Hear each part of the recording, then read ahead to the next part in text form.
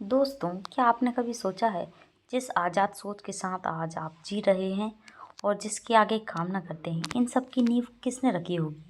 जब हमारा देश सती प्रथा जैसी कुरीतियों में जल रहा था, तब एक व्यक्ति उठकर खड़ा हुआ और उसने भारतीय पुनर्जागरण की नींव रखी।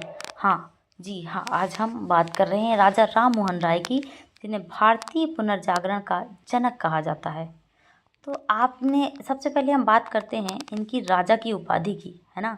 तो इन्हें राजा की उपाधि मिली।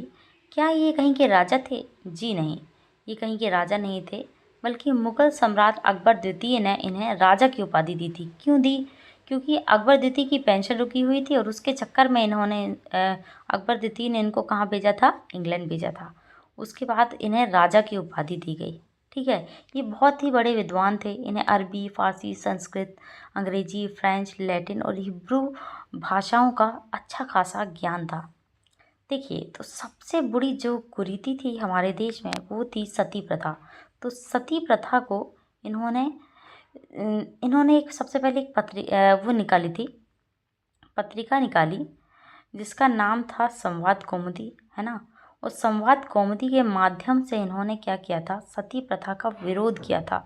और आखिर में लॉर्ड विलियम बेंटिक के साथ मिलकर नियम 17 के तहत 1829 में सती प्रथा का अंत करा दिया, है ना। अब इनके द्वारा स्थापित संस्थाएं को हम यदि देखते हैं, तो इन्होंने 1815 में आत्मीय सभा की स्थापना करी, जिसमें इन्होंने एकेश्वरवाद का प्रचार किया। फिर 1817 में हिंदू कॉलेज की स्थापना करी, जो कि डेविड हेयर के साथ मिलकर करी थी। 1825 में वेदांत कॉलेज बनाया और 20 अगस्त 1828 को इन्होंने ब्रह्म समाज की स्थापना करी, जिसमें इन्होंने मूर्ति पूजा का घोर विरोध किया। ये जाति प्रथा के घोर विरोधी थे। विधवा विवाह और महिला अधिकारों का कड़ा समर्थन करते थे।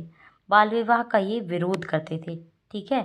इन्होंने कुछ पत्रिकाएं निकाली, जिसमें 1821 में निकली गई संवाद कौमुदी, जो कि बंगाली भाषा में प्रकाशित होती थी। फिर मिरातुल अखबार 1822 में, जो कि फारसी का पहला अखबार था। इन्हें भारतीय पत्रकारिता का अग्रदूत भी कहा जाता है ना।